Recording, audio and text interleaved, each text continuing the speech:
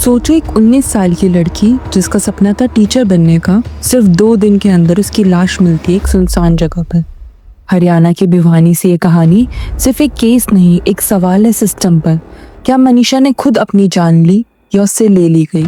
आज इस वीडियो में हम बात करेंगे पूरा सच, पुलिस का बयान, परिवार का दुख और उन सवालों का जो अभी भी जवाब मांग रहे हैं। 11 अगस्त को मनीषा सिंह, जो सिंघानी गांव की रहने वाली थी, प्ले स्कूल के लिए घर से निकली लेकिन वापस नहीं आई। अगले दिन 12 अगस्त को परिवार पुलिस के पास गया, लेकिन फैमिली का कहना है पुलिस ने उनकी बात लाइटली ली। उन्होंने कहा लड़की भाग गई होगी। और फिर 13 अगस्त को सब कुछ बदल गया।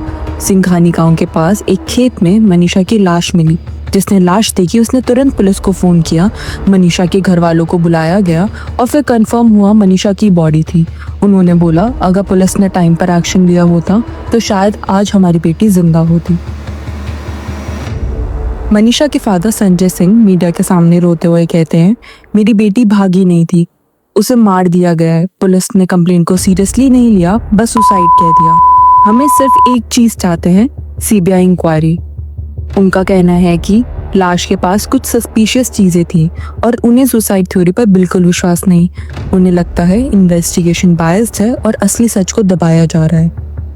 पुलिस का कहना है 12 अगस्त को मिसिंग कंप्लेंट रजिस्टर हुई थी। 13 अगस्त को लाश के पास एक इंसेक्टिसाइड की बोतल और एक छोटा सा नोट मिला था, जिसे पुलिस ने सुसाइड नोट कह दिया।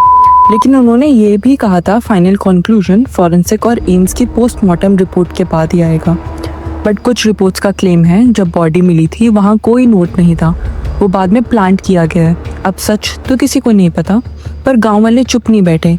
सिंघानी और आसपास के गांव में लोग सड़कों पर आ गए, प्रोटेस्ट हुआ, शॉप्स बंद हुई, कैंडल मार्च निकाले गए।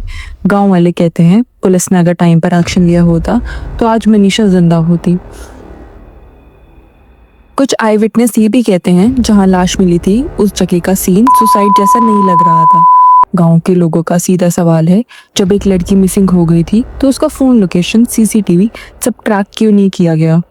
पब्लिक प्रेशर इतना बड़ा था, एडमिनिस्ट्रेशन को बड़ा स्टेप लेना पड़ा। भिवानी के एसपी का ट्रांसफर कर दिया गया, एसएचओ और एक एएसआई को सस्पेंड कर दिया गया। सरकार ने रिवॉर्ड भी अनाउंस किया।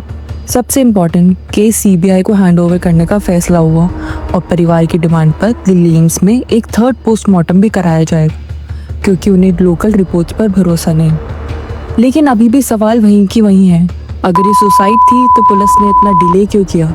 अगर लड़की मिसिंग थी तो तुरंत इन्वेस्टिगेशन क्यों नहीं शुरू हुई? और अगर ये मर्डर था तो मोटिव क्या था?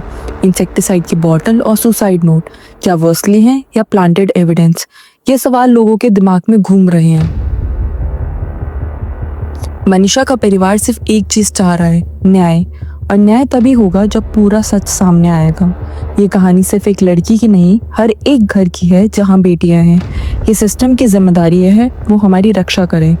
हम सबको सीबीआई और फॉरेंसिक रिपोर्ट का वेट करना होगा, लेकिन आवाज़ उठाना ज़रूरी है, क्योंकि जब आवाज़ नहीं उठती तो सच दब जाता है और अन्याय जीत जाता है। मनीषा की कहानी हमें ये याद दिलाती है कि न्याय के लिए खामोशी तोड़नी होगी। मनीषा की कहानी हमें ये भी याद दिलाती है ये सिर्फ एक परिवार का दर्द नहीं, बल्कि समाज का छेड़ा हुआ जख्म है। इंसाफ तभी होगा जब हम सब मिलकर ये सुनिश्चित करेंगे ऐसी ट्रेजेडी दोबारा कभी ना हो।